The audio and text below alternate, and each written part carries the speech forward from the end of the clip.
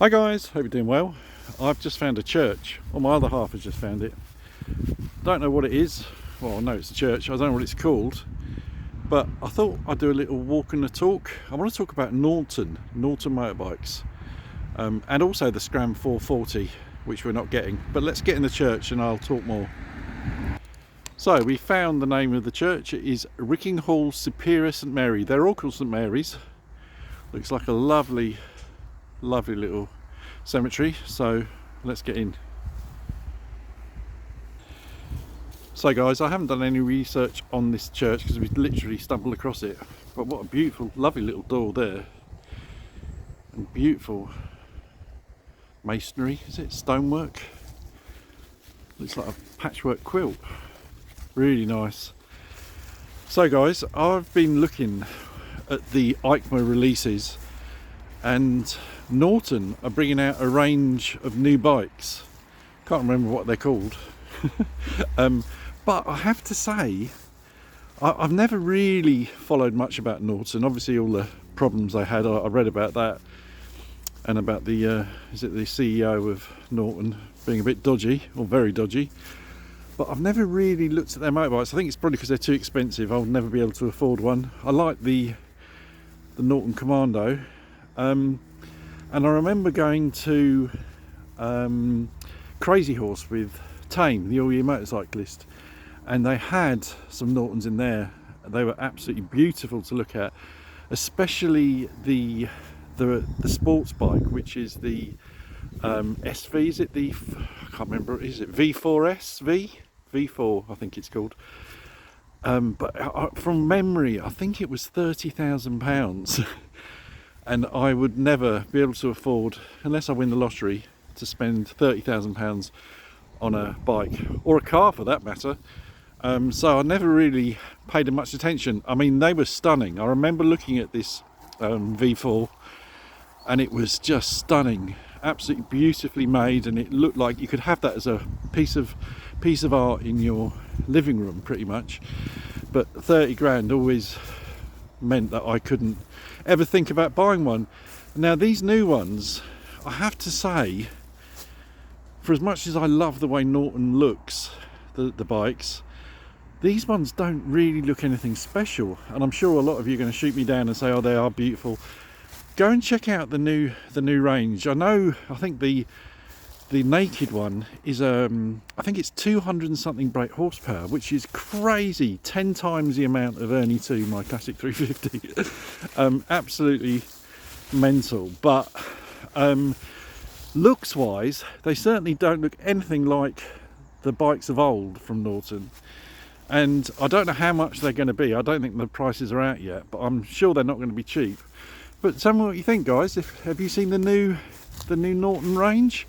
And is this going to save Norton? I'm not so sure. Anyway, let's wander around and find some gravestones. It really is a beautiful church. I'm going to trip over the logs. I do find it weird that every church that I come across is called St Mary's. I mean, I get the name, but why are they all called St Mary's?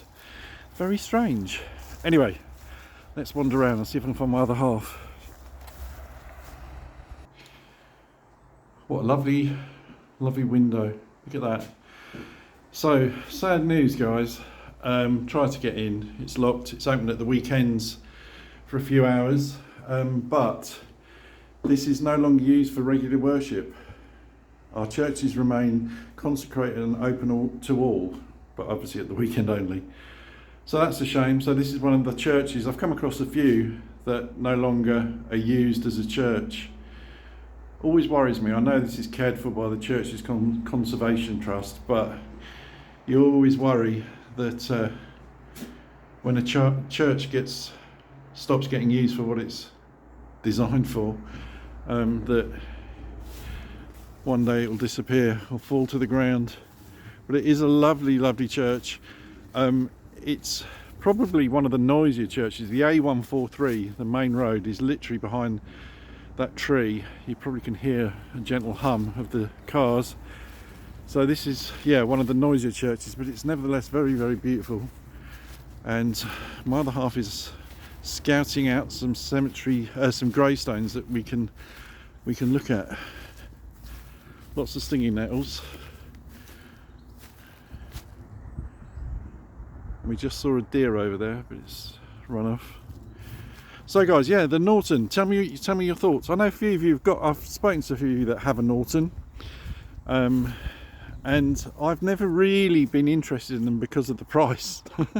But I've always thought they were beautiful bikes, and I don't think the new ones coming out are particularly beautiful, but maybe it's just me. Everyone is allowed their opinion, as I always say, and that's mine. It might change.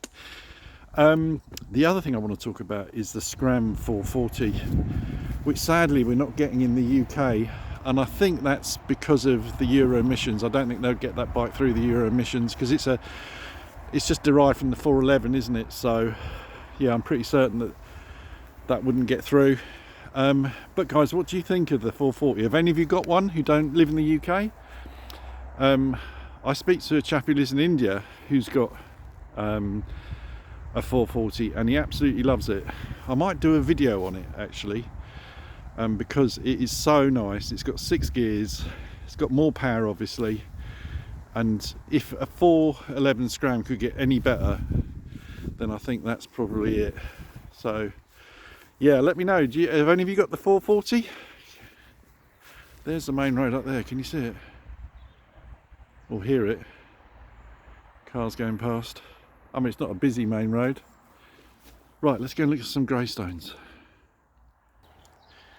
So my other half has found these six gravestones. 1, 2, 3 there, 4, and then 2 here from the same family, surname of Porter.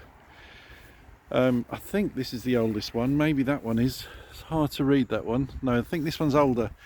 So this was George Porter, who departed this life January the 2nd, 1839, aged 65. And Sarah, his wife, departed this life August the 3rd, or August the 5th, 1857.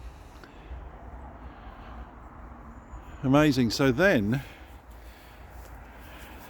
loving memory of William Porter, who died in 1904, aged 92. And his wife is next to him, which is nice. Elizabeth, beloved wife of William Porter, who died January 31st, 1907. So 3 years after her husband, aged 85. So they both had a good life. If I go to these two, so this is Richard Nunn Porter, who died October the 20th, 1906, only aged 54. And then Arthur Porter, who I guess is his brother, who died in 1904, so 2 years earlier, aged 53. Yeah. So that's the 6 family gravestones together, which is nice. Can't quite read that one sadly, but right, let's wander further in. I love these old ones covered in lichen moss.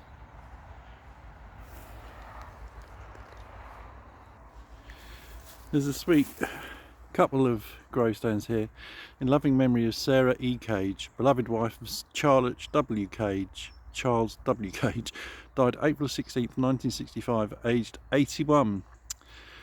And then this is her husband, Charles, who died in 1942, aged 59. Very young. So she was alive for another 23 years. Look at that tree, it's amazing. Oh guys, I also need to apologise for the fact that I didn't notice, well, I kind of didn't think that Bullet 650 was on its centre stand, so obviously it's going to look like the gap on the mudguard is bigger. I need to see one in the flesh before I can see how different it is to the classic 650.